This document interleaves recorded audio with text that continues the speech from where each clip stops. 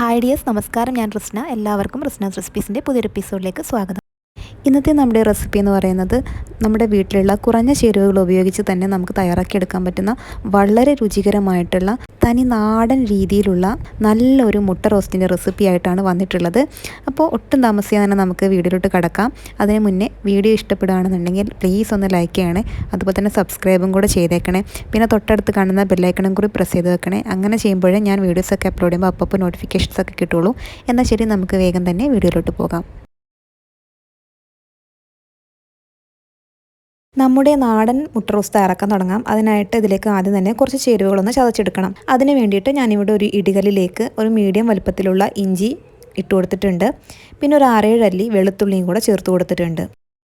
ഇനി ഇത് നമുക്ക് നല്ലതുപോലെ ഒന്ന് ചതച്ചെടുക്കാം. അപ്പോൾ ഇതിലേക്കുള്ള ചേരുവകളെല്ലാം തന്നെ ചതച്ചെടുക്കുമ്പോഴാണ് ആ ഒരു നാടൻ ടേസ്റ്റ് കിട്ടുന്നത്. അപ്പോൾ അതെന്തായാലും ചതച്ച് തന്നെ എടുക്കുക. ഇനി ഇതിലേക്ക് നമ്മൾ ചേർത്ത് കൊടുക്കുന്നത് 1/2 ടീസ്പൂൺ അളവിൽ പെരിഞ്ജീരകമാണ്. പിന്നെ നമ്മളിതിലേക്ക് ചേർത്ത് കൊടുക്കുന്നത് മുഴുവൻ കുരുമുളകാണ്. നമ്മൾക്ക് കുരുമുളക് മുഴുവനായിട്ട് ചേർക്കുന്നതാണ് കേട്ടോ ഈ ഒരു റെസിപ്പീൻ്റെ ടേസ്റ്റ്. അതുകൊണ്ട് കുരുമുളക് പൊടി ചേർക്കേണ്ട, അതിന് പകരം മുഴുവൻ കുരുമുളക് തന്നെ ചേർത്തിട്ട് നല്ലതുപോലെ ചതച്ചെടുക്കാം. ഇപ്പോൾ അത്യാവശ്യം നല്ലതുപോലെ ചതഞ്ഞു വന്നിട്ടുണ്ട്. ഈ രീതിയിൽ നന്നായിട്ട് ചതച്ചെടുക്കണം. ഇനി നമുക്കിത് മാറ്റി വയ്ക്കാം. ഇനി നമുക്ക് ഒരു അടി കട്ടിയുള്ളൊരു പാത്രം എടുത്തിട്ട് അതിലേക്ക് 2 ടേബിൾ സ്പൂൺ അളവിൽ വെളിച്ചെണ്ണയാണ് ഉപയോഗിക്കുന്നത്. നല്ല അടികട്ടിയുള്ള പാത്രം തന്നെ എടുക്കണം, എന്നാലാണ് ആ പെർഫെക്റ്റ് ആയിട്ട് കിട്ടുള്ളൂ. ഇനി അതിലേക്ക് നേരത്തെ നമ്മൾ ചതച്ച് വെച്ചിരിക്കുന്ന ചേരുവകളെല്ലാം തന്നെ ഇതിലേക്ക് ചേർത്ത് കൊടുക്കാം. എന്നിട്ട് നമുക്ക് നല്ലതുപോലെ ഒന്ന് മൂപ്പിച്ചെടുക്കാം. ഈ ഒരു ചതച്ച ചേരുവകൾ നമ്മൾ ഈ വെളിച്ചെണ്ണയിലേക്ക് ചേർത്ത് കൊടുക്കുമ്പോഴത്തേക്കും നല്ലൊരു മണം വരും കേട്ടോ, ഭയങ്കര ഒരു മണമാണ്. അപ്പം ഇനി അതൊന്ന് മൂത്ത് വരുമ്പോഴത്തേക്കും ഇനി അതിലേക്ക് നമ്മൾ 2 പച്ചമുളകാണ്, അത് എരിവില്ലാത്ത പച്ചമുളകാണ് ചേർത്തിരിക്കുന്നത്. എരിവിനനുസരിച്ച് ചേർക്കണം. പിന്നെ നമ്മളിതിലേക്ക് കുറച്ച് കറിവേപ്പിലയും കൂടെ ചേർത്ത് കൊടുത്തിട്ട് ഇതെല്ലാം തന്നെ നന്നായിട്ടൊന്ന് മൂപ്പിച്ചെടുക്കാം. അതിൻ്റെ എല്ലാം പച്ചച്ചുവ മാറിക്കഴിഞ്ഞ് കഴിഞ്ഞാൽ നമ്മളിതിലേക്ക് ചേർത്ത് കൊടുക്കുന്നത് സവോളയാണ്. ഞാനിവിടെ 3 വലിയ സവാള എടുത്തിട്ടുണ്ട്. ഈ ഒരു മുട്ട റോസ്റ്റിൻ്റെ പ്രത്യേകത എന്ന് പറഞ്ഞാൽ അതിൽ അത്യാവശ്യം നല്ലതുപോലെ തന്നെ സവാള നമ്മൾ ഉപയോഗിക്കുന്നുണ്ട്. അത്യാവശ്യം നല്ലതുപോലെ തന്നെ സവാള വേണം, എന്നാലാണ് അത് റോസ്റ്റായി വരുമ്പോൾ ഒട്ടും തന്നെ ഉണ്ടാവില്ല. അപ്പോൾ അതുകൊണ്ട് ഞാനിവിടെ 3 വലിയ സവാള വളരെ നൈസായിട്ട് അരിയണം കേട്ടോ, എന്നാലേ ഉള്ളൂ വഴന്ന് വരുമ്പോൾ അത് ഒട്ടും ഇല്ലാണ്ടാവുള്ളൂ. ആ രീതിയിൽ നമുക്ക് വളരെ നൈസായിട്ട് വേണം അരിഞ്ഞെടുക്കാൻ വേണ്ടിയിട്ട്. അപ്പോൾ അത് നമുക്ക് ഈ 3 വലിയ സവാളയും നമുക്ക് നല്ലതുപോലെ ഒന്ന് വഴറ്റി കൊടുക്കാം. നമ്മളൊരു മീഡിയം ടു ലോ ഫ്ലെയിമിലിട്ടിട്ട് വേണം ഇത് വഴറ്റിയെടുക്കാൻ വേണ്ടിയിട്ട്. ഇനി ഇതിലേക്ക് നമുക്ക് പാകത്തിനുള്ള ഉപ്പ് ചേർത്ത് കൊടുക്കാം. ഉപ്പ് ചേർക്കുമ്പോഴത്തേക്കും സവാള അത്യാവശ്യം നല്ലതുപോലെ പെട്ടെന്ന് തന്നെ വഴന്ന് കിട്ടും. അപ്പോൾ ഇത് കുറച്ച് സമയം എടുത്ത് തന്നെ നമ്മൾ വഴറ്റിയെടുക്കേണ്ടതായിട്ടുണ്ട്. അതുകൊണ്ട് തന്നെ സമയമില്ലാത്ത സമയത്ത് നമുക്ക് ഉണ്ടാക്കിയെടുക്കാൻ പറ്റുന്ന ഒരു റെസിപ്പി അല്ല കേട്ടോ ഇത് നമുക്ക് കുറച്ച് സമയം എടുത്ത് തന്നെ നമ്മളിത് വഴറ്റി നല്ല സോഫ്റ്റ് ആക്കി എടുക്കണം. അപ്പോൾ നമ്മൾ ഇതിനെ അടച്ച് വെച്ചിട്ട് നമുക്കിത് നന്നായിട്ട് വഴറ്റിയെടുക്കണം. അപ്പോൾ ഇടയ്ക്കിടയ്ക്കൊന്ന് തുറന്ന് നോക്കണം, എന്നിട്ട് നമ്മൾ നല്ലതുപോലെ വഴറ്റിയെടുക്കണം. അതിന് വേണ്ടിയിട്ടാണ് നമ്മൾ അടി കട്ടിയുള്ള പാത്രം തന്നെ ഉപയോഗിക്കണം എന്ന് പറയുന്നത്. ആ ഒരു സമയത്ത് നമ്മളിതിലേക്കുള്ള മുട്ട പുഴുങ്ങിയെടുക്കുകയാണ്. ഞാനിവിടെ 4 മുട്ടയാണ് എടുത്തിട്ടുള്ളത്. അത് നല്ലതുപോലെ ഇതുപോലെ വരഞ്ഞിട്ട് നമ്മൾ എടുത്ത് വെക്കുക, എന്നാലേ ഉള്ളൂ നമ്മൾ അതിനകത്തേക്കുള്ള മസാലയൊക്കെ നല്ലതുപോലെ അതിൽ പിടിച്ച് കിട്ടുള്ളൂ. അപ്പോൾ നമുക്ക് ആ മുട്ട മാറ്റി വയ്ക്കാം.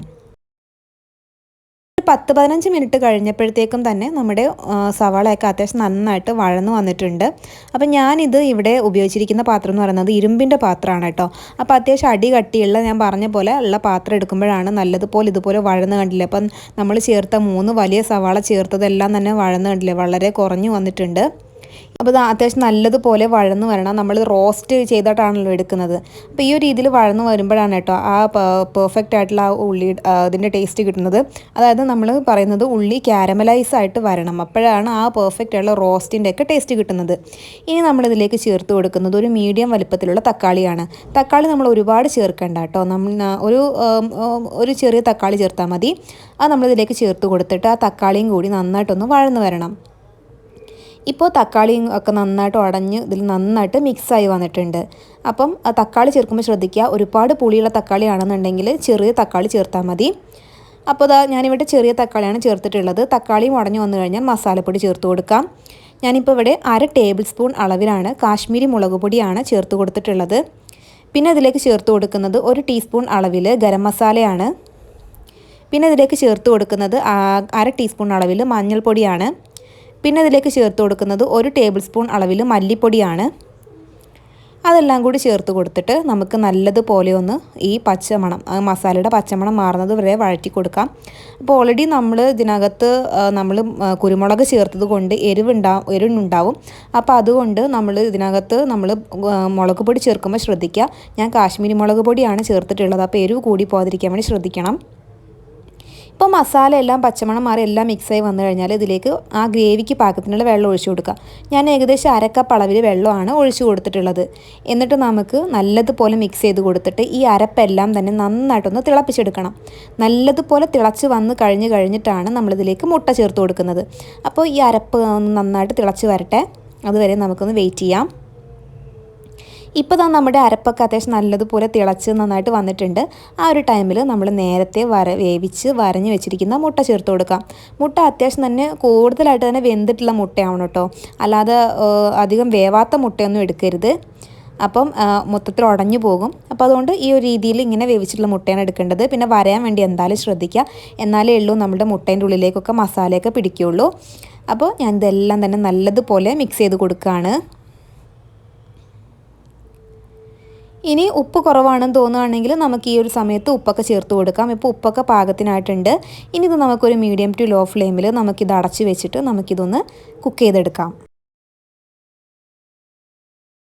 5 മിനിറ്റൊക്കെ കഴിഞ്ഞിട്ടുണ്ട്. അപ്പോഴത്തേക്ക് നമ്മുടെ മസാലയൊക്കെ ഒന്ന് വെള്ളമൊക്കെ വറ്റി ആ മുട്ടയിലേക്കൊക്കെ എല്ലാം മിക്സായി വന്നിട്ടുണ്ട്. അപ്പം ഈ ഒരളവിൽ നിന്ന്, അതായത് നമ്മൾക്ക് ഈ ഒരു 3 വലിയ സവാള എടുക്കുമ്പോൾ നമുക്ക് ഏകദേശം 5 മുട്ട നമുക്കിതിൽ ഉപയോഗിക്കാം കേട്ടോ. കാരണം അത്യാവശ്യം ഗ്രേവി ഉള്ള രീതിയിലാണ് ഉള്ളത്. അപ്പോൾ നമുക്കിതിലേക്ക് വേണമെങ്കിൽ ഒരു മുട്ടയും കൂടെ എക്സ്ട്രാ നിങ്ങൾക്ക് ആഡ് ചെയ്ത് കൊടുക്കാവുന്നതാണ് കേട്ടോ. 5 മുട്ട വരെയൊക്കെ നമുക്ക് ഈ ഒരു അളവിൽ നിന്ന് നമുക്ക് തയ്യാറാക്കി എടുക്കാൻ പറ്റും. അപ്പം ഞാനിപ്പോൾ ഇവിടെ 4 എണ്ണമാണ് ചേർത്തിട്ടുള്ളത്. പിന്നെ വളരെ ടേസ്റ്റി ആയിട്ടുള്ള റെസിപ്പിയാണ് ഇത്. എല്ലാം കഴിഞ്ഞു കേട്ടോ. ഇനി നമുക്ക് മല്ലിയില വേണമെങ്കിൽ ചേർക്കാം. ഞാൻ മല്ലിയില ചേർത്തിട്ടൊന്നുമില്ല, അത് നിർബന്ധമൊന്നുമില്ല. കണ്ടില്ല, അടിപൊളി ടേസ്റ്റി ആയിട്ടുള്ളൊരു മുട്ട റോസ്റ്റാണ്.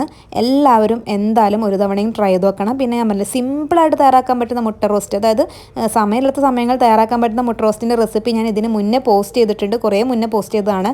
അത് കാണാത്തവരുണ്ടെങ്കിൽ കണ്ടു നോക്കാൻ ലിങ്ക് ഞാൻ ഡിസ്ക്രിപ്ഷൻ ബോക്സിൽ കൊടുക്കുന്നുണ്ട്.